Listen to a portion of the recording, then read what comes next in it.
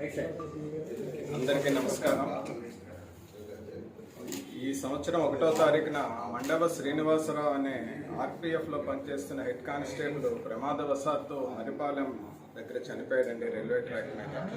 దానికి సంబంధించి అతనికి డెత్ సర్టిఫికేట్ కోసం వాళ్ళ భార్య పిల్లలు అప్లికేషన్ పెట్టడం జరిగింది జోన్ 5 జీవీఎంసీ ఆఫీస్లో.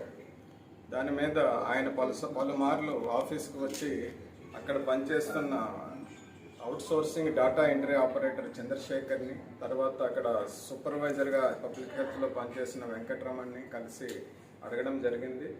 దాని మీద వాళ్ళు మొదట 50,000 రూపాయలు లంచంగా డిమాండ్ చేశారు.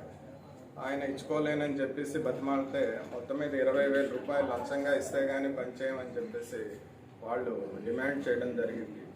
దాని మీద ఆయన శనివారం నాడు మా ఏసీబీ ఆఫీస్కి వచ్చి కంప్లైంట్ చేశారు.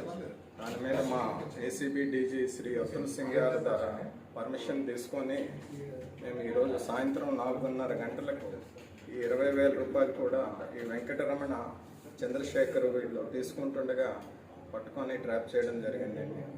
అలాగే వాళ్ళిద్దరిని కూడా అరెస్ట్ కూడా చేస్తాము, రేపు కోర్టులో ప్రొడ్యూస్ చేస్తాము. ఇంకేమన్నారు సార్?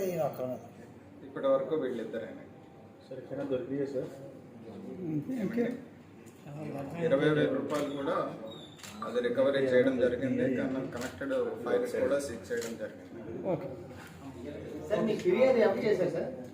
మాకు వాళ్ళ ఈ చనిపోయిన ఆర్పిఎఫ్ కానిస్టేబుల్ అబ్బాయి భానుప్రకాష్ అని అతను కంప్లైంట్ ఇచ్చాడు.